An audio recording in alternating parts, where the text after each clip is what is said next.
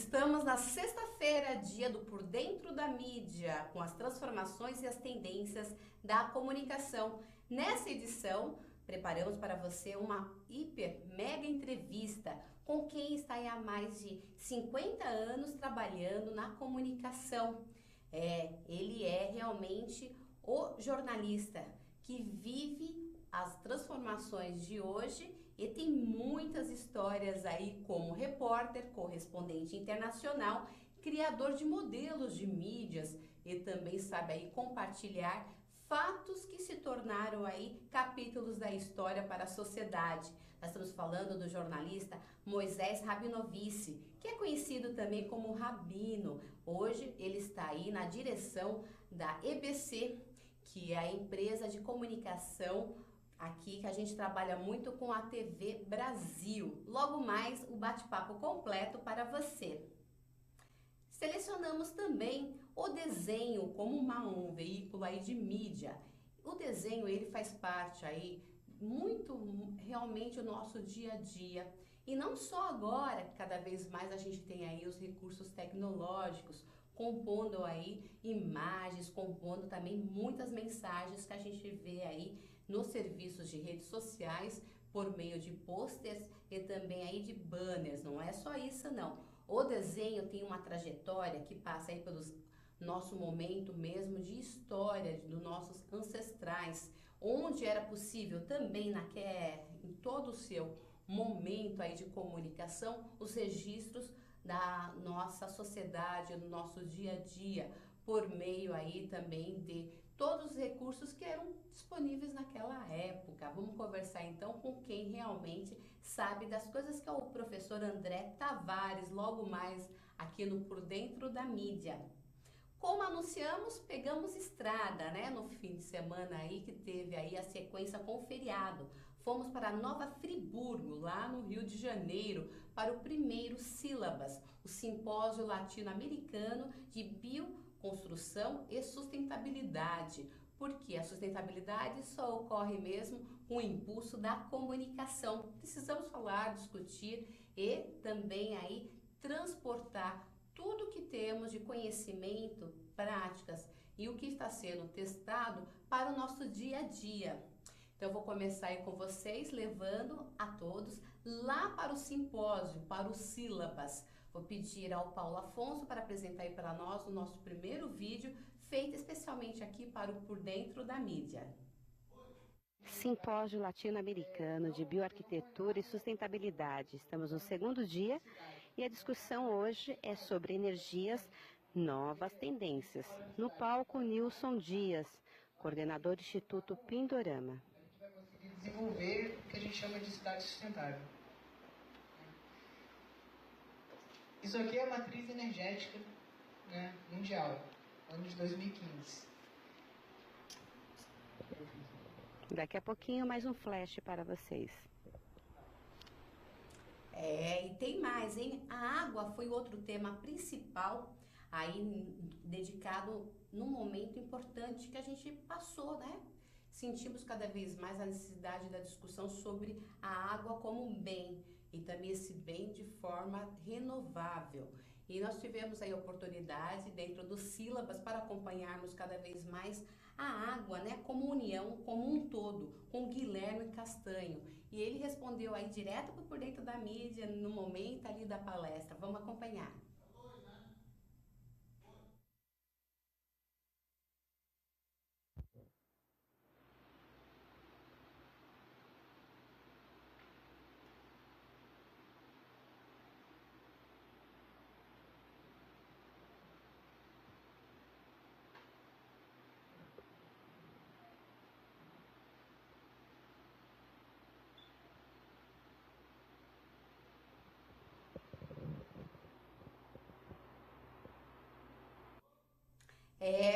Esse vídeo realmente foi para expor a reflexão necessária num evento tão aí organizado em torno da sustentabilidade. Foi pedido 1 minuto de silêncio, isso foi respeitado para reflexão sobre o uso da água. O Guilherme também respondeu a diversas perguntas, já que ele trabalha diretamente com as inovações sobre recursos hídricos e principalmente a coleta, né? O que fazia aí com o dejeto e como ter o reuso, o retorno para isso.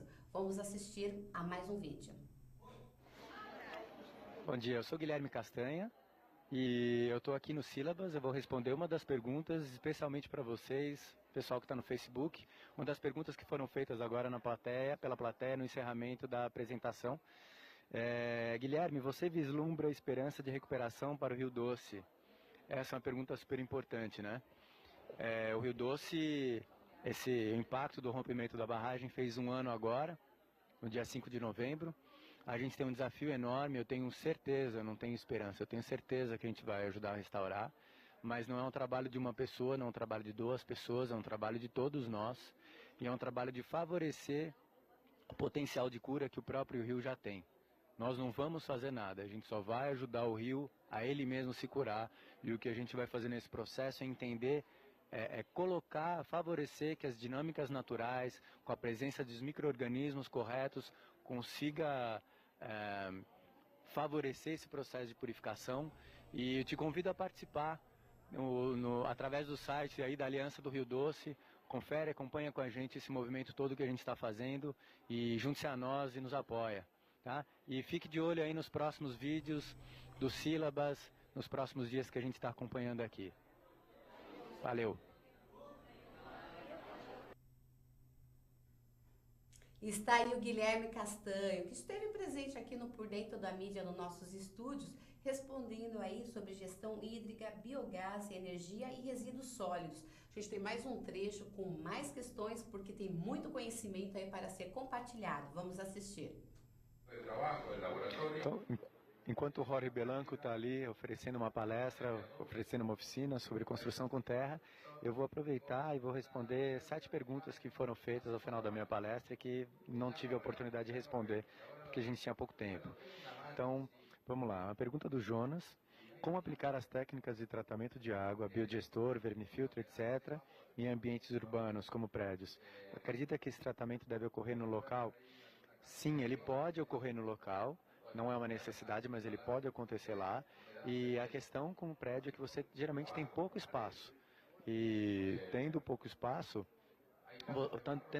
disponível para você montar o sistema de tratamento de uma maneira natural, você pode ter que recorrer à aplicação de bombeamento de oxigênio, recirculação de água, alguma coisa assim. Mas tranquilamente dá para fazer esse atendimento e eventualmente aproveitando a separação das águas, entre as águas pretas, que são as águas dos vasos, e as águas cinzas, que são as águas sem fezes. Mas dá para fazer com certeza. E vamos para a próxima pergunta. Vamos lá, o biodigestor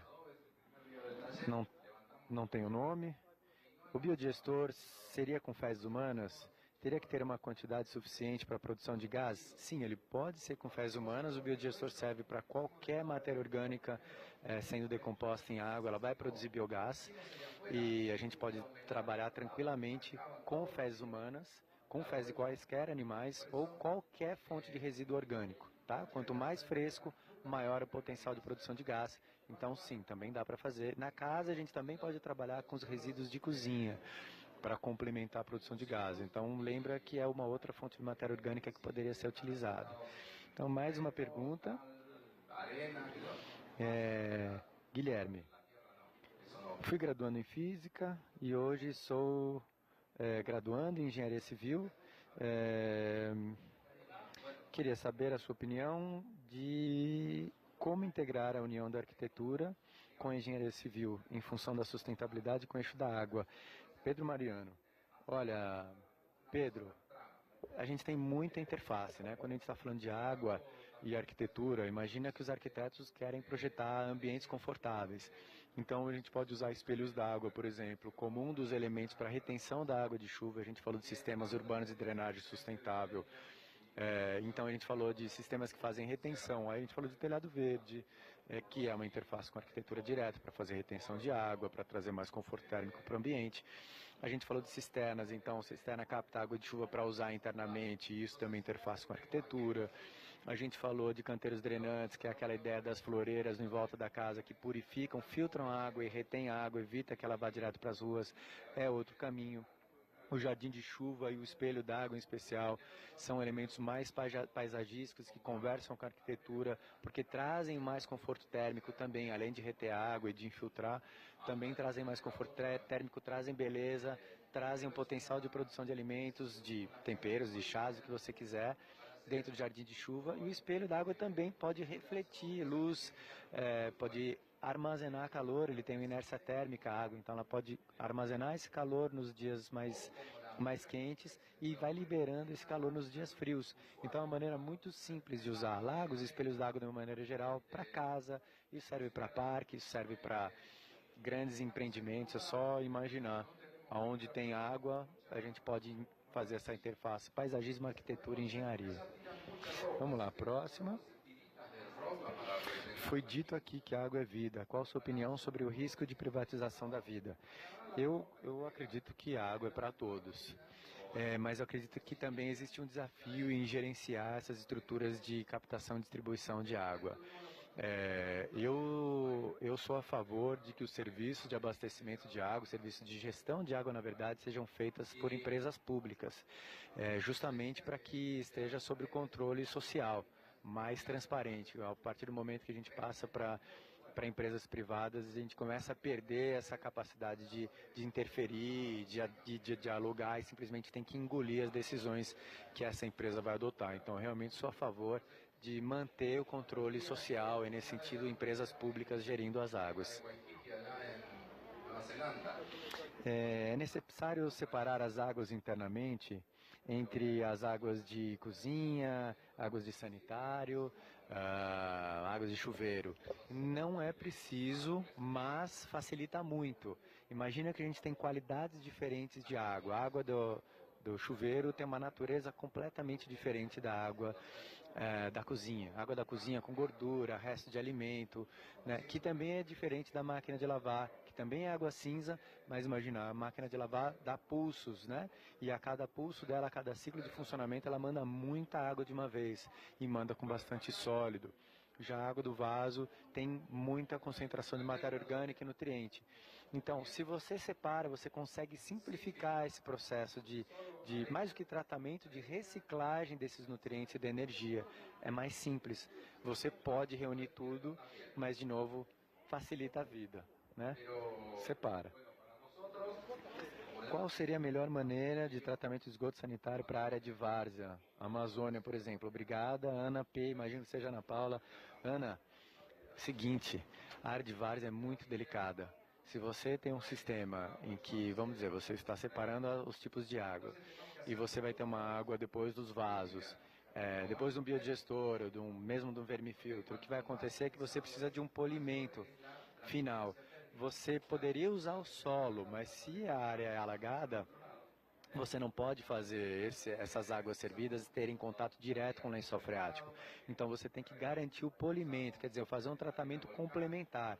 E isso quer dizer que você vai ter que ser criativa, porque se sua área é alagada, e você tem uma água que não pode entrar em contato com essa, talvez você tenha que criar um sistema que seja isolado, totalmente impermeável, estanque, que possa fazer o tratamento, o polimento, e aí eu sugiro as zonas de raiz ou os sistemas de tratamento com as plantas aquáticas, que já vão naturalmente fazer parte desse ambiente, mas de uma certa forma a água ainda fica confinada nesse espaço de tratamento até que ela possa entrar em contato com essa água de área alagada. Então, polimento. Mais uma então, Guilherme, em São Paulo. Com a questão da poluição, chuva ácida, etc., mesmo com a retirada da primeira água, qual o uso que você faz para essa água? Chuveiro, máquina de lavar? Pode. Então, o que ele falou aqui sobre a primeira água, que é o seguinte: a água da chuva, quando cai no telhado, ela começa a lavar a cobertura. Então ela vai lavar, vai tirar poeira, vai tirar sujeira, eventualmente animais mortos, e vai arrastar. Essa água é uma água que a gente geralmente descarta, porque a qualidade dela é inferior. Então, em São Paulo, é fundamental fazer o descarte da primeira água. Tem muita gente que não faz, mas tem 4 etapas de sucesso, que eu chamo, na verdade, 5 etapas de sucesso para a captação de água de chuva. O primeiro é descarte de folhas, de toda matéria orgânica grosseira. O segundo é o descarte da primeira água, impedir que essa água que tem uma qualidade inferior entre para a cisterna. O terceiro é fazer a entrada de água de chuva sempre por baixo, para que de uma forma ela arraste, ela está trazendo oxigênio, porque é uma água que está vindo em contato agora com a atmosfera, ela leva oxigênio para o fundo do tanque, que tem menos oxigênio, uma água que está mais parada, e ele entra sem revolver o sedimento do fundo. Então ela entra por ali e empurra a água mais velha de baixo para cima, fazendo com que o excedente saia pela superfície. Essa é a 4ª etapa. E 5º, sombreamento. Então, se você segue esses 5 passos, a tua água de chuva, mesmo em São Paulo, é de muito boa qualidade. Então, você pode usar para todos os fins não potáveis. Claro, para a máquina de lavar é um pouco mais delicado, e a sugestão é sempre que faça algum processo de desinfecção fora o cloro, porque o cloro não resolve um protozoário em especial. E aí, a última questão seria um filtro lento de areia, a gente deixa isso para um outro momento. Então, a gente está encerrando por aqui, todas as respostas atendidas, e agradeço e vamos seguir adiante aqui no Sílabas. Bom encontro para todos. Aí está o Guilherme Castanho, né, com todas as informações sobre o que são realmente as energias renováveis, né, o trabalho aí com resíduos e transformando tudo em biogás. Vamos agora para um bate-papo, um recadinho rápido da Flávia Burkatovski, que também participou aqui do Por Dentro da Mídia, que ao final da sua palestra, manda um recado aí para nós. Para o pessoal do Facebook, acho que a mensagem que fica depois da palestra é utilizar os recursos que a gente tem perto da gente, seja na cidade ou fora dela, e dar outro destino a materiais que seriam lixo. Então, todo material pode ser reutilizado e modificar o seu destino, uma vez que ele está destinado a ser lixo. Então, é isso. Eu palestrei hoje. Meu nome é Flávia Burkatovski. É isso. Tá aí o pessoal do mensagem, né? Essa foi a Flávia que esteve com a gente aqui e falou aí da sua participação, porque a comunicação realmente depende para fazer aí, motivar e mobilizar. E a mobilização é a palavra aí chave e é o que realmente faz acontecer quando a gente trata de sustentabilidade. Vamos para mais um recadinho? Tem mais uma participação toda especial aqui para vocês do Por Dentro da Mídia.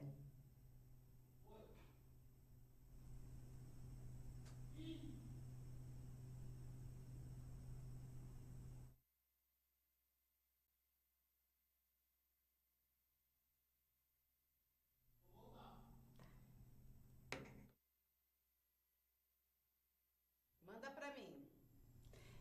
Tá aí a participação também geral, né? De público, quem realmente participou, esteve aí na plateia. Vou pedir ao Paulo para mostrar mais fotos lá do ambiente, porque a plateia realmente aí compareceu em todos esses dias que foram 11, 12, 13, 14 e 15 de novembro lá em Nova Friburgo. Vamos começar aí pelas fotos do público geral. E com essa mensagem, né, porque indo a um evento desse, a gente acaba sendo aí multiplicadores, sendo realmente um trabalho feito. Essa primeira foto aí que está em destaque é o Jorge Belanco conduzindo aí uma oficina de construção com terra. É a pintura, é o resgate, é o uso mesmo de material aí natural. E o público pôde aí ter a oportunidade de fazer a oficina direto no local, indo até o palco principal e ali conduzindo, né, seguindo os passos aí do Jorge Belanco, um dos palestrantes e que entende muito da construção com terra. Já esta imagem aí ao redor, né, porque todo grande evento como foi o Sílabas, se tem a rede de extensão de serviços, de comportamentos, de hábitos. E a yoga faz parte aí de uma reflexão, né, de como se conduzir aí a sua qualidade de vida, né? Um trabalho muito mais de conhecimento do próprio corpo. E a feira que aconteceu ao redor aí do principal palco teve aí várias outras situações e também serviços que podemos aí acompanhar e realizarmos ali também a sequência e nos intervalos, conhecendo um pouco mais de algumas práticas, né?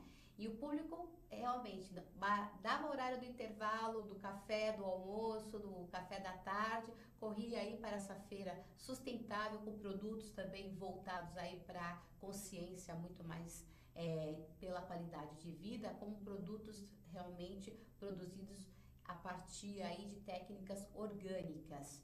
E a feira aí foi também um ponto-chave, né? Acabou chamando a atenção aí de todos com esse trabalho, não só aí com a questão, né, que a gente sempre fala aqui, que é em relação a como viver bem na sociedade e viver com a comunicação correta. Este é um outro palestrante, né, que fez aí com a gente todo um trabalho, e o Stein, Jörn Stein, ele foi aí responsável por uma oficina que utiliza o bambu, inclusive na substituição de madeira em pontes, edificações, grandes construções. É muito utilizado. Por exemplo, nós temos lá o aeroporto de Madrid. O telhado todo foi feito a partir do bambu. Então, o bambu realmente sendo aí uma opção. Olha, mais uma vez, a comunicação ajudando, divulgando que o bambu é sim aí considerado a madeira do futuro. Nesse caso, está aí o Nilson Dias, que participou aqui com a gente também no Por Dentro da Mídia, que foi o organizador do Sílabas, e ele está ligado ao Instituto Pindorama, que fica também em Nova Friburgo, lá no Rio de Janeiro, e é lá que nós tivemos também condições de ter aí mais aproximação do que é o cultivo do bambu e o trabalho que é feito, para cair os preconceitos em relação ao que se tem em torno do bambu na construção de imóveis, residências, né? E agora o bambu também sendo utilizado em grandes construções, nas construções realmente nas grandes cidades, para se tornar aí um modelo de madeira sustentável.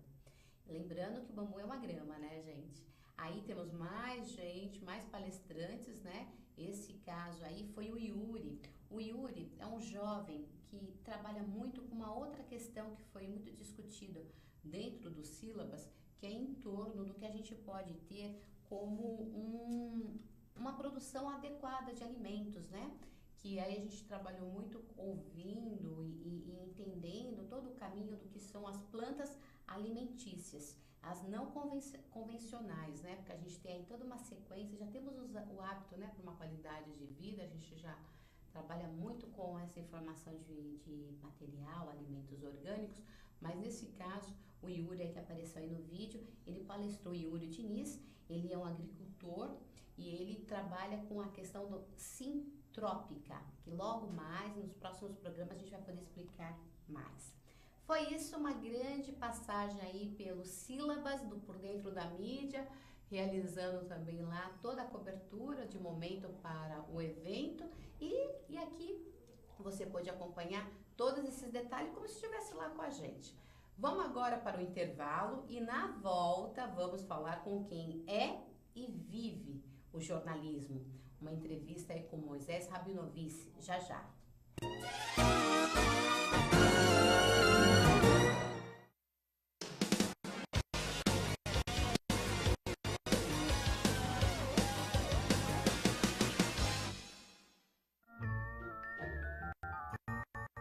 Eu tirei uma pessoa muito, muito, muito especial.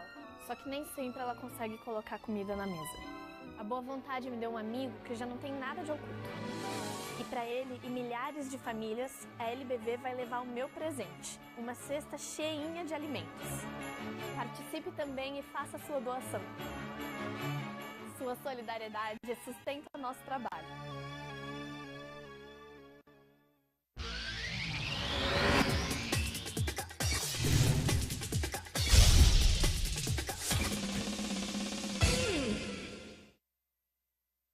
Talvez você ainda não tenha ido à Câmara de Vereadores de São Paulo, porque ela fica longe da sua casa, né? Mas não tem problema, pois a partir de agora ela vai ficar bem pertinho de você. Vem aí Câmara no seu bairro, que vai ouvir todas as necessidades da sua região. Serão realizadas 32 sessões plenárias na cidade inteira. Tudo para que a gente possa ouvir as suas ideias e sugestões. Por isso, participe! É a Câmara de Vereadores de São Paulo indo ao seu encontro por uma cidade melhor.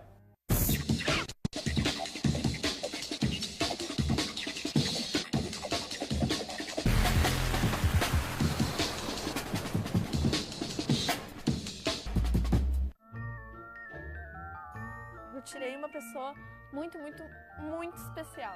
Só que nem sempre ela consegue colocar comida na mesa. A boa vontade me deu um amigo que já não tem nada de oculto. E para ele e milhares de famílias, a LBV vai levar o meu presente, uma cesta cheinha de alimentos. Participe também e faça a sua doação. Sua solidariedade sustenta o nosso trabalho.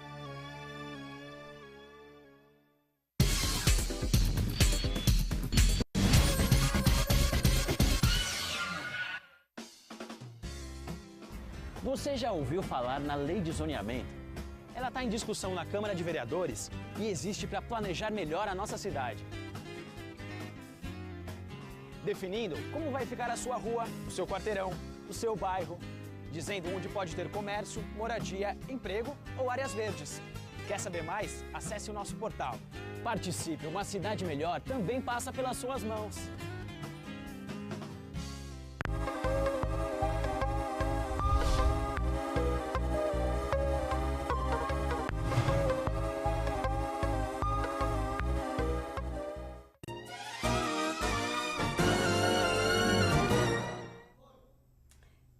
Vamos então agora acompanhar uma entrevista muito bacana que eu tive condições de fazer nessa semana. Visitei a EBC, que é a TV Brasil, onde está o Moisés Rabinovici, que tem uma história, são quase 50 anos de jornalismo e agora ele assume a direção de São Paulo para fazer a comunicação pública acontecer. Vamos assistir? Eu sou Moisés Rabinovici, jornalista há quase 50 anos, dos quais 45 trabalhei no Grupo Estado, como repórter do JT, que eu vim fundar com amigos mineiros, e depois como correspondente internacional. Então, já para o grupo todo. Do Estadão, eu fui para Israel, depois para os Estados Unidos e para uma série de países no mundo todo onde ocorriam guerras. Eu fui uma espécie de especialista em guerras do Estadão. Então, cobri a invasão do Panamá pelos Estados Unidos, cobri a guerra Peru-Equador, cobri El Salvador, cobri Ruanda, cobri todas as guerras do Oriente Médio. E parei só quando as torres em Nova York foram atacadas. Embora estivesse com as malas prontas, o jornal me pediu que ficasse para trabalhar na cozinha do jornal e formar equipes que então começavam. Eu entrei em jornal para desmentir uma notícia e nunca mais saí. Essa é a curiosidade. Agora eu estou trabalhando na EBC. É um novo desafio para mim, porque, embora tenha feito bastante em jornal, eu nunca cheguei a fazer televisão. Há 2 semanas e aprendendo, porque eu tenho um tempo até março, quando vai entrar a nova grade da EBC, e quando se espera que a televisão tenha um novo impulso, com ideias novas e unida à Agência Brasil e às rádios que pertencem à EBC. É um mundo novo para mim, estou bastante contente de estar aqui, mas sempre que acontece algum grande acontecimento no mundo, coçam os dedos para voltar a reportagem, a falar ao vivo pela rádio. Trabalhei para a Rádio Eldorado, trabalhei para a Rádio Renascença de Lisboa e para a BBC de Londres. E faz parte da minha trajetória, da minha vida, e me completa como jornalista. esse momento que a imprensa vive hoje é bastante delicado, porque a imprensa de papel está acabando. Tá? Cada dia que passa, mais jornais fecham.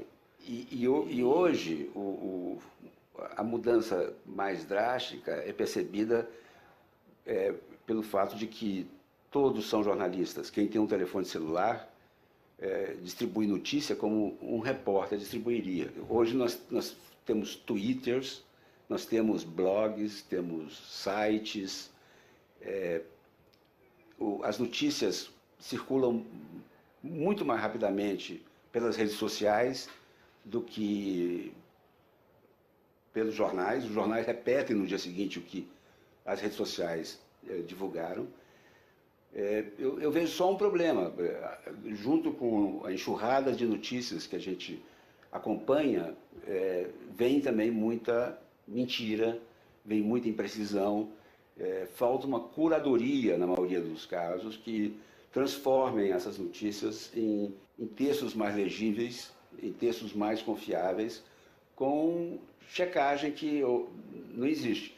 Mas são tempos que mudaram inteiramente o que a gente conhecia por imprensa. O papel hoje é guardado para longas reportagens, trabalhos em profundidade, investigativos, e as redes sociais vivem da notícia mais rápida, notícia esperta, a notícia do momento, sem muita preocupação de verticalização. E é uma comunicação instantânea que todos acompanham e redistribuem. É essa a marca dos novos. Todos se tornaram jornalistas, embora é evidente que os jornalistas que são formados, que têm vivência de jornal, trabalham melhor esses acontecimentos que os amadores, que só repassam, mandam uma foto, mandam um filminho e sem muita contextualização, só porque estão vendo algo acontecer na frente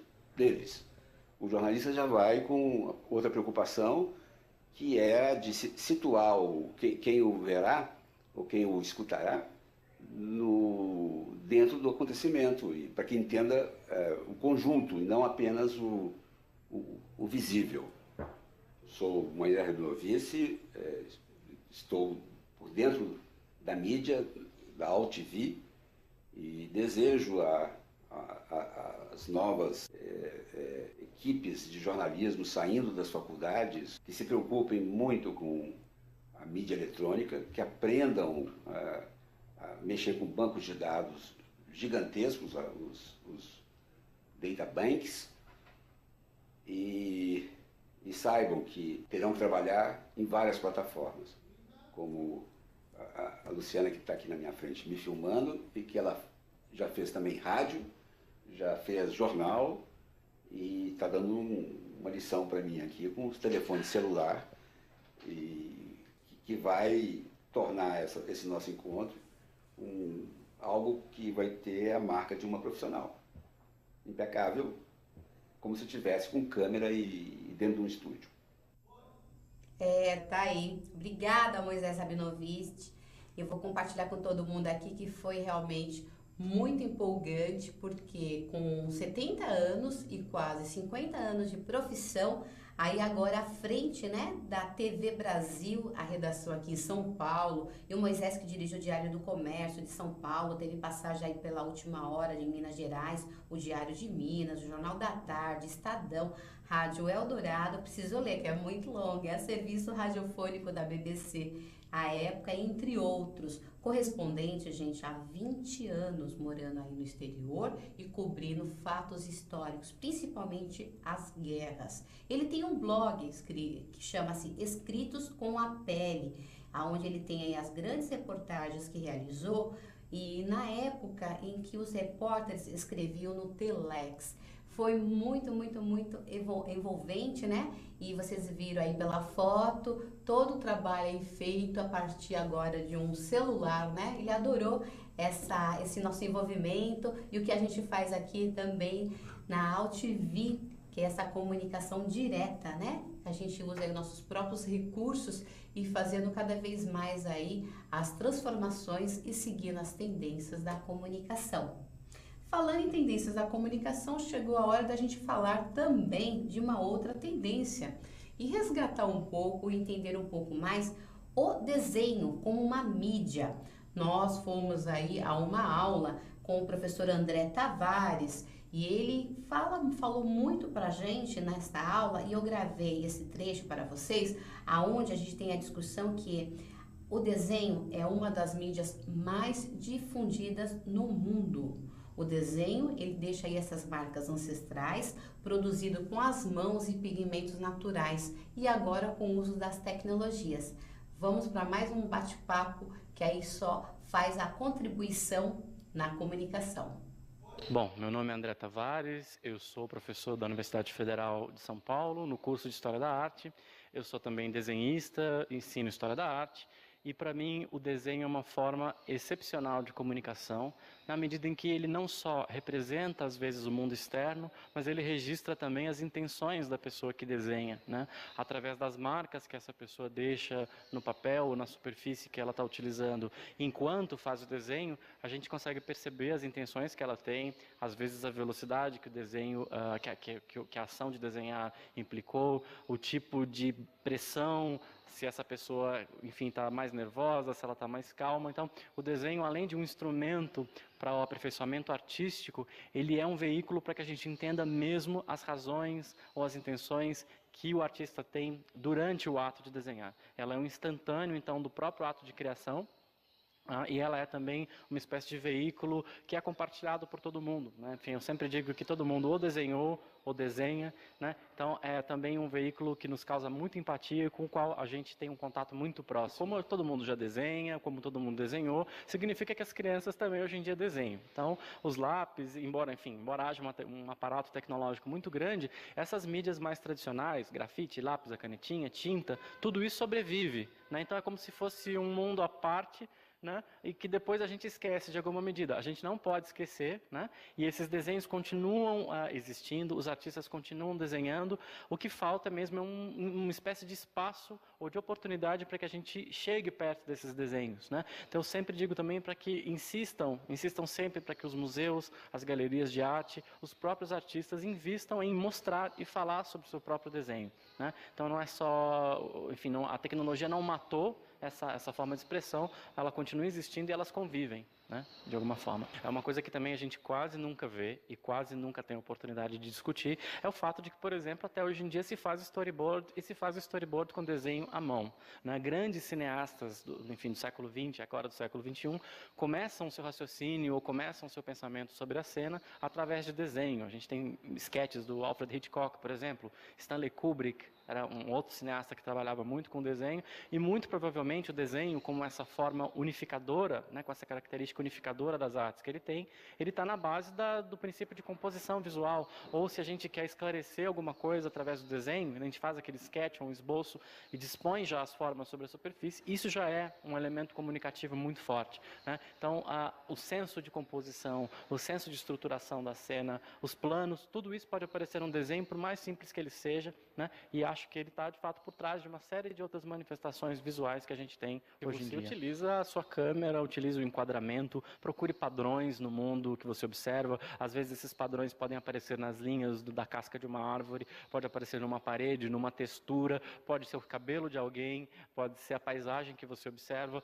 Essa identificação e o registro, né, a atitude de registrar e reconhecer os elementos visíveis, mesmo que seja através da câmera, eles são ponto de partida para que a gente aguce essa máquina que nós temos dentro de nós, que é a da produção da imagem, né? Às vezes, pelo reconhecimento só de uma determinada composição, de um determinado padrão, aí você já está alimentando essa espécie de capacidade de formação, essa capacidade imaginativa que você tem inata e que está ali adormecida, ela só precisa ser cutucada. Bom, e a minha dica para vocês, para começar a gostar e se apaixonar pelo desenho, é um grande estudo que a gente vai ver, né, na tela, do Michelangelo, é um desenho que está no Museu Britânico, vocês podem acessar pela internet, e nesse desenho é incrível a gente ver o quanto a massa, né, do grafite, as manchas, ajudam a criar a sugestão do corpo, nessas três grandes figuras que vão se entrelaçando. É um desenho no tamanho natural, quer dizer, a escala de 1 para 1, né, e neles a gente percebe essa espécie de capacidade mágica que o desenho tem,